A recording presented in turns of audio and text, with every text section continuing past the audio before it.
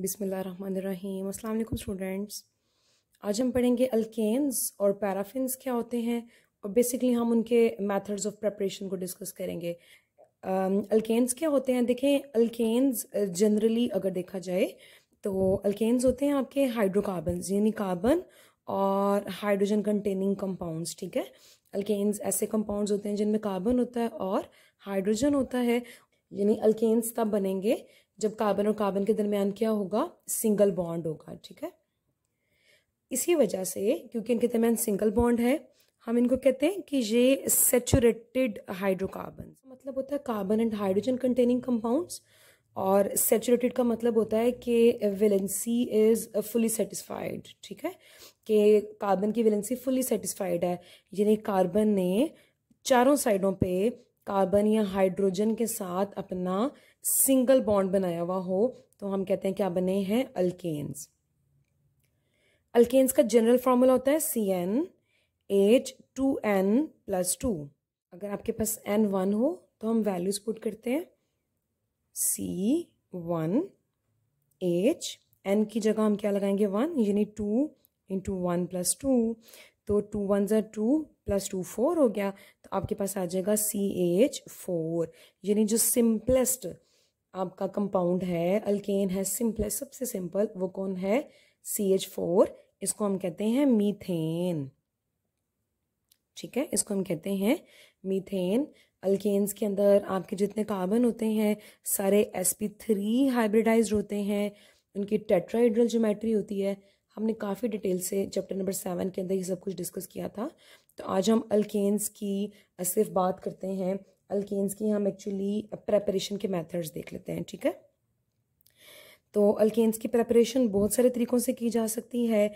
First one जो हम यहाँ पर एक्चुअली पढ़ेंगे वो है आपके पास हाइड्रोजनेशन ऑफ अनसैचुरेटेड हाइड्रोकार्बन।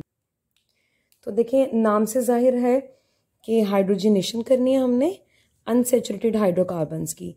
देखिए, आपके जितने भी रिएक्शंस हैं, अगर आप उनके नेम्स को प्रॉपर अंडरस्टैंड करना शुरू हो गए, आपके लिए रिएक्शंस बहुत आसान हो जाएंगे। जैसे यहाँ पर मैंने लिखा है हाइड्रोजनेशन, यानी यहाँ पर वाज़िया तौर पर एक लफ्ज़ आपको नज़र आ रहा है, हाइड्रोजन। तो हाइड्रोजनेशन का मतलब होगा एडिशन ऑफ हाइड्रोजन। ठीक है, एडिशन ऑफ हाइड्रोजन करनी है आपने। अब किसके अंदर करनी है? यानी अगर हम नामों को गौर से देखें तो हमें रिएक्टेंट एंड प्रोडक्ट का पता चलना शुरू हो जाता है ना, हम रिएक्शंस खुद से बना सकते हैं। तो अब मुझे ये पता है कि मैं प्रेपरेशन पढ़ रही हूँ। प्रेपरेशन किसकी पढ़ रही हूँ? अल्केन्स की। यानी मेरा टारगेट क्या है, मेरी प्रोडक्ट क्या आनी चाहिए? हमेशा अल्केन, मुझे चाहिए अल्केन, मैं प्रिपेयर ही अल्केन कर रही हूँ। वो कैसे कर रही हूँ? हाइड्रोजनेशन कर रही हूँ, यानी एडिशन ऑफ हाइड्रोजन कर रही हूँ। किस में कर रही हूँ? अनसैचुरेटेड हाइड्रोकार्बन्स, यानी हाइड्रोकार्बन्स हों और वो अनसैचुरेटेड हों। देखिए, अभी ऊपर हमने पढ़ा है कि कार्बन और कार्बन के दरमियान स्पेशली सिंगल बॉन्ड हो तो हम कहते हैं सैचुरेटेड। इसका मतलब है कि जब कार्बन और कार्बन में डबल या ट्रिपल बॉन्ड होगा तो ऐसे हाइड्रोकार्बन्स को हम क्या बोलेंगे? अनसैचुरेटेड। तो मैंने कार्बन और कार्बन में 2 बॉन्ड ड्रॉ कर लिए। बाकी की वैलेंसी आपको याद होगा हम हाइड्रोजन से पूरी किया करते हैं, तो ये मैंने हाइड्रोजन से वैलेंसी पूरी कर ली। मैंने बोला कि अनसैचुरेटेड हाइड्रोकार्बन्स की हाइड्रोजनेशन कर दें, यानी अनसैचुरेटेड हाइड्रोकार्बन्स के अंदर क्या ऐड कर दें? Hydrogen, addition of hydrogen. अच्छा, ये वाला जो रिएक्शन होता है वो in the presence of nickel catalyst होता है। ठीक है, कैटलिस्ट के तौर पर निकल को यूज किया जाता है। 200 से 300 डिग्री सेंटीग्रेड तक टेम्परेचर यूज होता है। याद रखनी आपने हमेशा, हर रिएक्शन के लिए कंडीशंस लाजमी याद रखनी है, आपने पेपर में लिखनी है।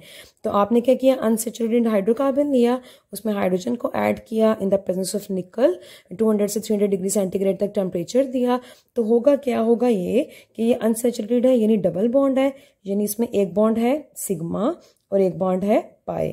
अगर आपको याद हो, आपने बोला था कि जो पाई बॉन्ड होता है उसमें इलेक्ट्रॉन डेंसिटी लाए above and below the nuclei।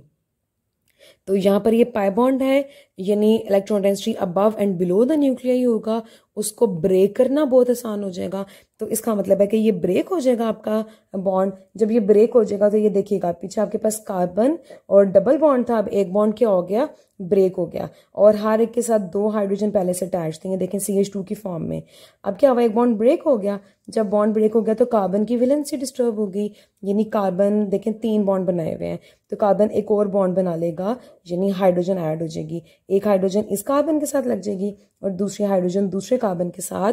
इस तरह से हमने क्या किया, अल्केन्स को प्रिपेयर कर लिया, और वो अल्केन्स को प्रिपेयर करने के लिए हमने अनसैचुरेटेड हाइड्रोकार्बन्स की हाइड्रोजिनेशन यानी एडिशन ऑफ हाइड्रोजन कर दी। मज़ीद अगर आप एग्जांपल्स लेना चाहें तो आप अल्काइंस के साथ भी ले सकते हैं, या अगर आप आर लिख दें तो इससे ये होगा कि आपको जितनी भी कार्बन चेन वाली एग्जांपल जो है वो अटैच करनी पड़े आप कर सकते हैं।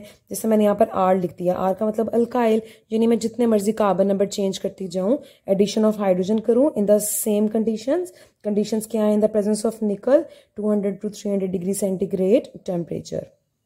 सिंपली क्या होगा, जिस जगह के ऊपर डबल बॉन्ड है वो ब्रेक हो जाएगा और उसकी जगह के ऊपर हाइड्रोजन अटैच हो जाएगी।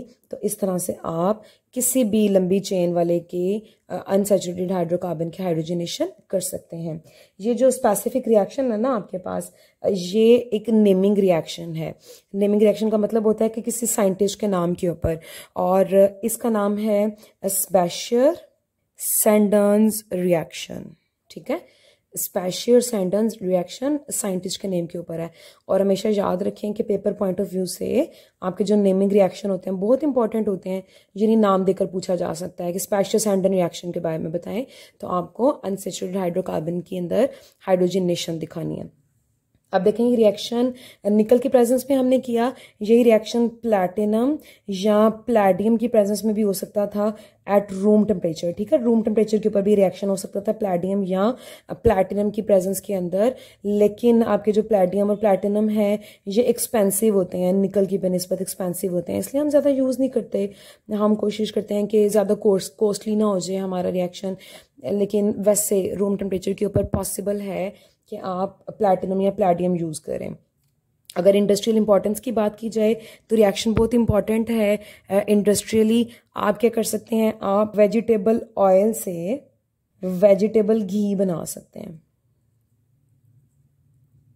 ठीक है, घी यूज़ करते हैं ना हम जो अपनी नॉर्मल लाइफ के अंदर, तो वो वाला घी आप हाइड्रोजनेशन करके वेजिटेबल ऑयल से प्रिपेयर कर सकते हैं। तो इंडस्ट्रियली भी रिएक्शन बहुत ज़्यादा इंपॉर्टेंट है, पेपर में इंडस्ट्रियल इंपॉर्टेंस भी पूछी जा सकती है।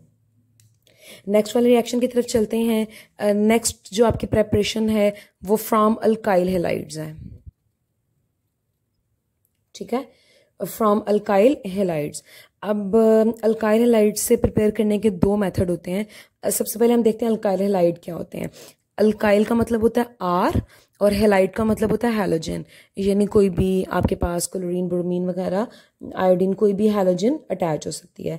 तो ये आपके पास हो गया अल्काइल हैलाइड। 2 तरीके हो सकते हैं। पहला ये है कि अल्काइल हैलाइड का रिएक्शन आप करा दें with zinc in the presence of aqueous acid, से HX कह लें। X मतलब कोई भी हैलोजन, HCl, HI वगैरह इस तरह से हो सकता है। तो आप क्या करते हैं, अल्काइल हैलाइड्स का जिंक के साथ रिएक्शन कराते हैं इन the presence of aqueous acid. यहाँ पे जो जिंक है ना, ये एक्ट करता है एज रिड्यूसिंग एजेंट। ठीक है, ये एक्ट करता है एज रिड्यूसिंग एजेंट।